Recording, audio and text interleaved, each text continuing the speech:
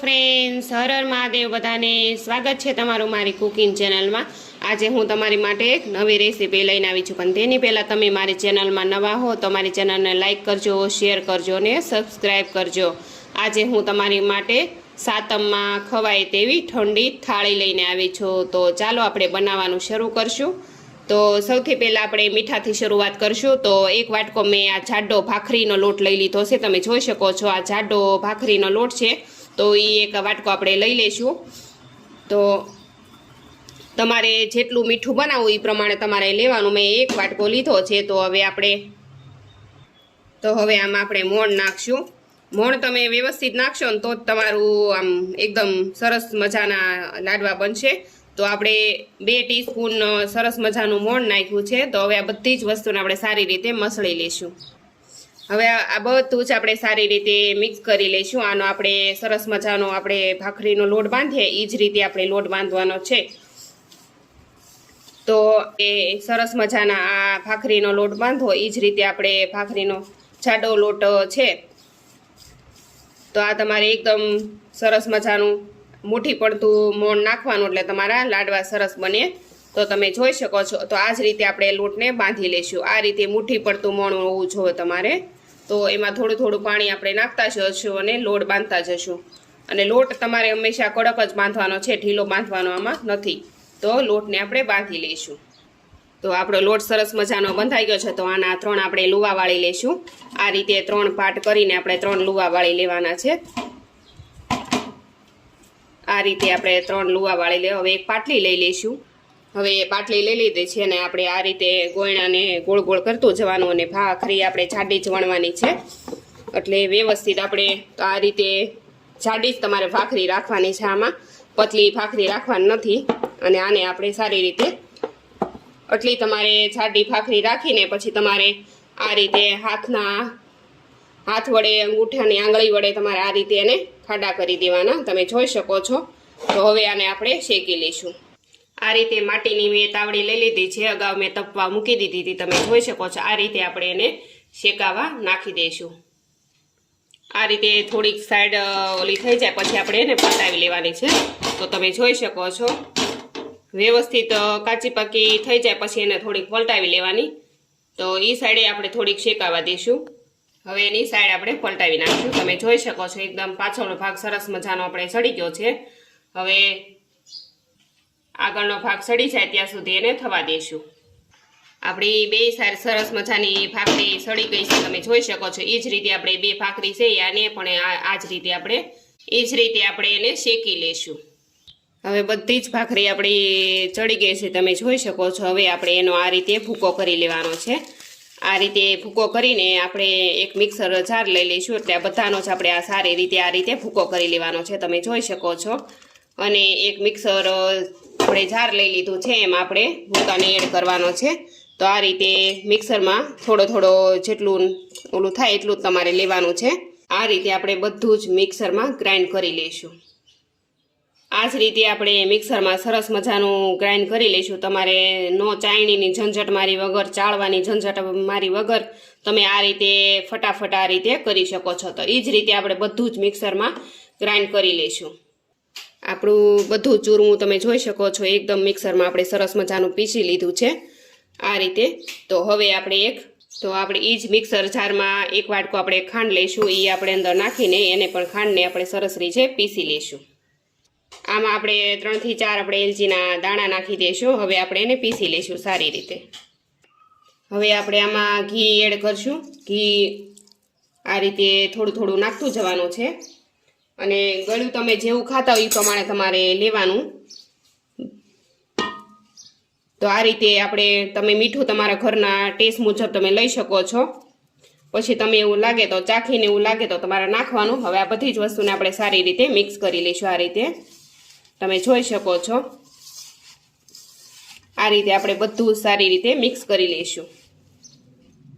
હવે આપણે લાડવા સરસ મજાના વાળી લઈશું. તમારે જેવડી સાઈઝ રાખવી એવડી સાઈઝ તમારે રાખવાની. તો આપણે આ જ રીતે બધા જ લાડવા સારી રીતે વાળી લઈશું. તમે જોઈ શકો છો. અને આપણે આમાં આ ખસખસ છે તો એમાં એને લાડવાને આ રીતે આપણે ટીપ કરી લઈશું. તમે જોઈ શકો છો. આ રીતે. તો બધા જ લાડવા આપણે આ રીતે વાળી લઈશું. તમે જોઈ શકો છો. તો આ જ રીતે આપણે બધા જ લાડવાને વાળી લઈશું. હવે એક મોટું વાસણ મેં લઈ લીધું છે. હવે આપણે રોટલીનો લોટ છે. હવે આપણે તીખા થેપલા કરશું. તીખા થેપલા બધાના જ ઘરે બનતા જ હોય છે, પણ બધાના ઘરે અલગ અલગ રીતે બનતા હોય છે.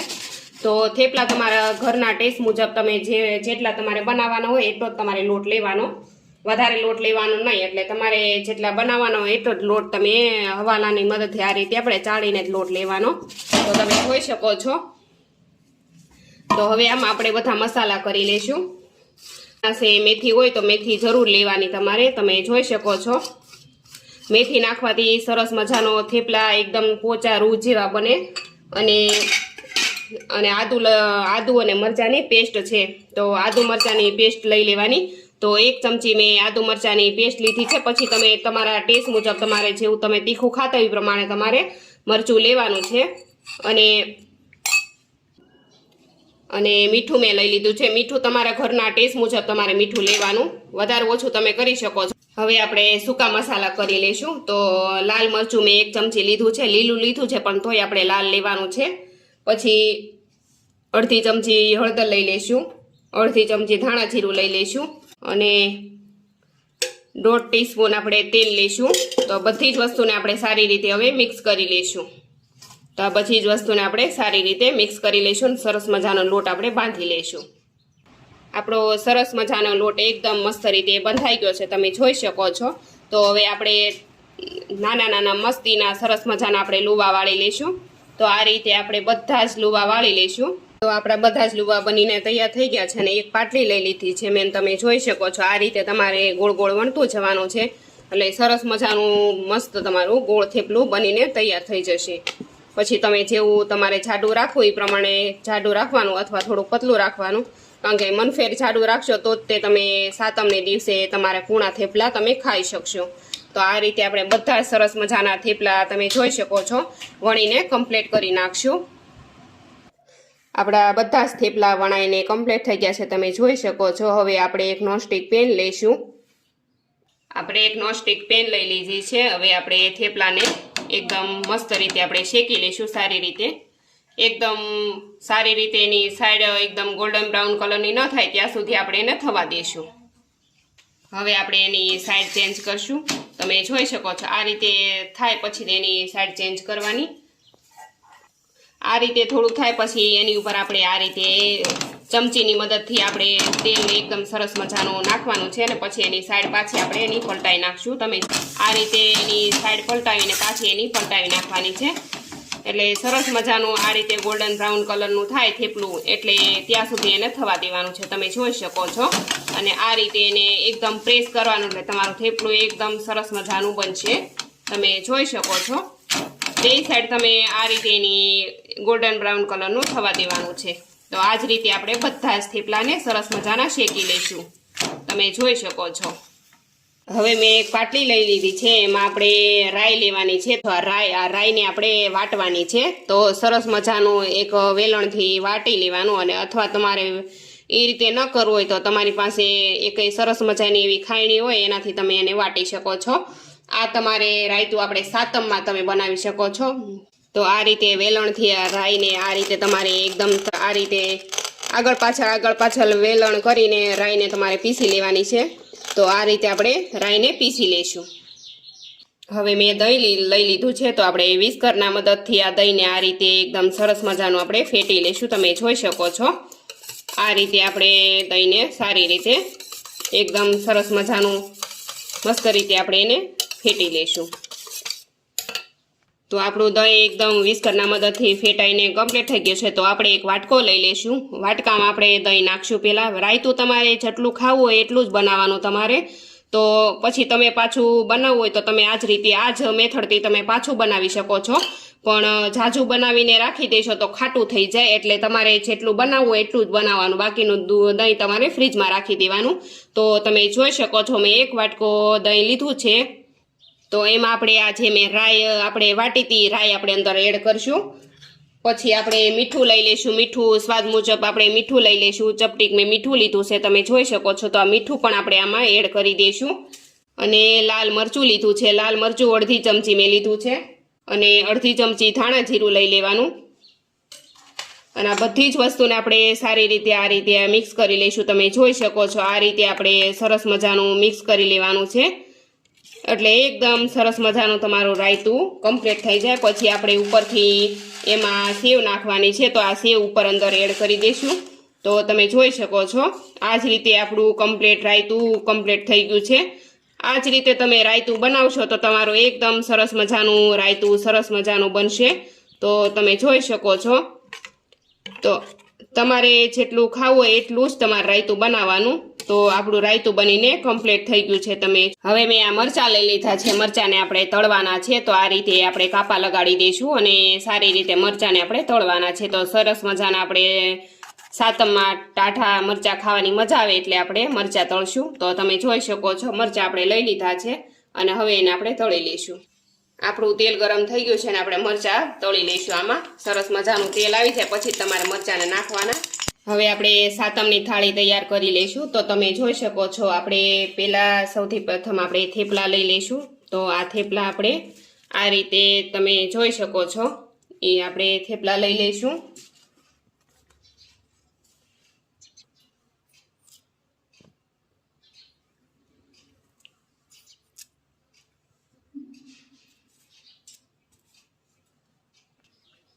હવે આપણે દહીં લઈ લઈશું. આપણે ધાણા જીરુંવાળું મસ્ત સરસ મજાનું આપણે દહીં લઈ લેવાનું છે, કારણ કે સાતમમાં ઠંડુ દહીં ખાવાની આપણને મજા જ આવે. તો આપણે એમાં ધાણા જીરું નાખી દઈશું. તો આ રીતે આપણે ઉપરથી ધાણા જીરું નાખી દઈશું સરસ મજાનું. અને મીઠું લઈ લઈશું. આપણે મીઠું લઈ લઈશું. પછી મરચાં લઈ લઈશું. આપણે કેરીનું અથાણું છે. તો બધી જ વસ્તુ આપણે સારી રીતે. તો આપણી સાતમની થાળી કમ્પ્લીટ થઈ ગઈ છે. તો જો તમને મારી સાતમની થાળીની રેસીપી ગમી હોય તો મારી ચેનલને લાઈક કરજો, શેર કરજો ને સબસ્ક્રાઈબ કરજો, અને આગળ તમારા ફ્રેન્ડ સર્કલમાં શેર કરજો. ને તમે તમારા ઘરે કઈ રીતે સાતમની થાળી બનાવો છો એ પણ મને કમેન્ટમાં કહેજો. અને હવે એક નવી રેસીપી સાથે મળશું. આવજો.